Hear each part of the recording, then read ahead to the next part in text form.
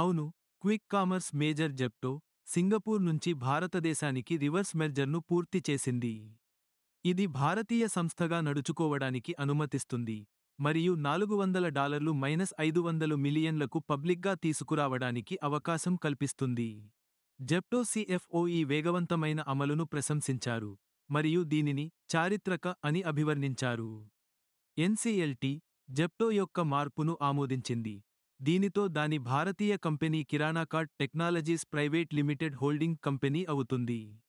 ఈ చర్య ప్రముఖ భారతీయ స్టార్టప్లు తమ నివాసాన్ని భారతదేశానికి తిరిగి తీసుకువచ్చే ధోరణిని అనుసరిస్తోంది. జెప్టో 2025లో పబ్లిక్గా వెళ్లాలని లక్ష్యంగా పెట్టుకుంది మరియు FY 2024లో గణనీయమైన ఆదాయ వృద్ధి మరియు నష్టాలలో కొద్దిపాటి తగ్గుదలను నివేదించింది.